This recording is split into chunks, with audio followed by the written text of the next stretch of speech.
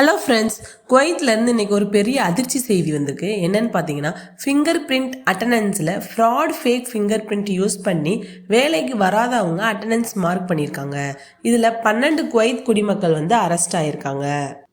இந்த செய்தி பார்த்தீங்கன்னா government employees, private sector workers, வெளிநாட்டவர்கள் எல்லாருக்குமே ரொம்ப முக்கியமானது. இந்த வீடியோவை ஸ்டார்டிங்லேருந்து எண்டிங் வரைக்கும் பாருங்கள்.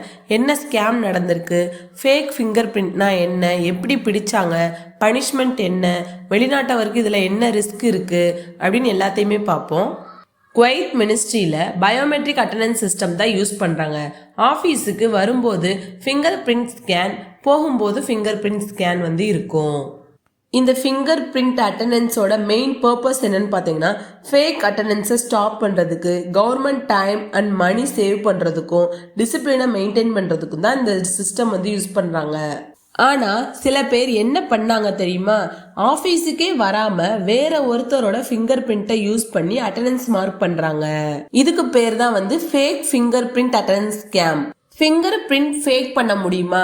ஆமாம் ஃப்ரெண்ட்ஸ், சிலிகான் மெட்டீரியல், அப்புறம் rubber mould, artificial finger print layer இதெல்லாம் யூஸ் பண்ணி தான் ரியல் ஃபிங்கர் பிரிண்ட் மாதிரியே பயோமெட்ரிக் மெஷினை ஃபுல் பண்ண முயற்சி பண்ணுறாங்க. இது ஒரு சீரியஸான சைபர் கிரைம், எம்ப்ளாய்மெண்ட் ஃப்ராட் கிரைமும் கூட. எப்படி கண்டுபிடிச்சாங்கன்னா, குவைத் மினிஸ்ட்ரி அஃபீஷியல்ஸ் கவனிச்சாங்க. சேம் டைம்ல repeated scans, same finger print pattern multiple லொகேஷன்ஸ்ல இருக்கவும் ஈஸியா கண்டுபிடிச்சிட்டாங்க. சிசிடிவி மிஸ்மேட்ச் வச்சும் கண்டுபிடிச்சிட்டாங்க. அட்டண்டன்ஸ் வர்சஸ் அந்த ஒர்க்கோட அவுட்புட் டிஃபரன்ஸை வச்சு கண்டுபிடிச்சிட்டாங்க.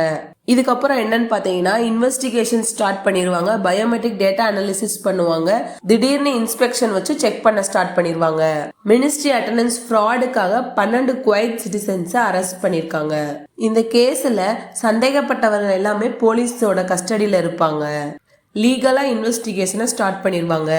குவைத்தோட சட்டப்படி கவர்மெண்ட் ஃப்ராட், ஃபோர்ஜரி பண்ணுறவங்க, மிஸ்யூஸ் ஆஃப் பப்ளிக் சிஸ்டம் இதெல்லாம் பண்ணுறவங்களுக்கு என்ன பனிஷ்மெண்ட்னு பார்த்தீங்கன்னா, ஜெயிலில் போட்டுருவாங்க, ஹெவியாக ஃபைன் போடுவாங்க, ஜாப் டெர்மினேஷன் பண்ணிடுவாங்க, ஃபியூச்சர் கவர்மெண்ட் ஜாப் பேன் பண்ணிடுவாங்க.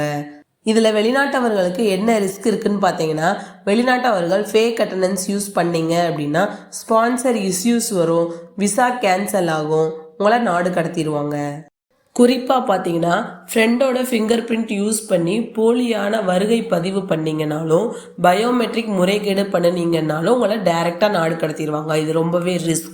இந்த இன்சிடென்ட் மூலமாக குவைத் கவர்மெண்ட் கிளியராக என்ன சொல்கிறாங்கன்னு பார்த்தீங்கன்னா, நோ காம்ப்ரமைஸ் ஆன் ஃப்ராடு. நீங்கள் ஃப்ராடு வேலை பண்ணிட்டு காம்ப்ரமைஸ் பண்ண முடியாது. பயோமெட்ரிக் சிஸ்டத்தை ஃபுல் பண்ண முடியாது. ஃப்யூச்சரில் இன்னும் ரொம்ப அட்வான்ஸாகவே ஸ்ட்ரிக்ட் பயோமெட்ரிக் செக்ஸ் கொண்டு வர போகிறாங்க. ஏஐ பேஸ்டு அட்டண்டன்ஸ் மானிட்டரிங் கொண்டு வர போகிறாங்க. ஃப்ரெண்ட்ஸ், உங்களுடைய ஜாப், விசா, ஃப்யூச்சர் எல்லாமே சேஃபாக இருக்கணும்னா குவைத்தில் கவர்மெண்ட் சொல்கிற ரூல்ஸை ஃபாலோ பண்ணுங்கள். இந்த வீடியோ உங்களுக்கு ரொம்ப யூஸ்ஃபுல்லாக இருக்கும்னு நினைக்கிறேன். மறக்காமல் நம்ம சேனலை சப்ஸ்கிரைப் பண்ணிக்கோங்க. தேங்க்யூ.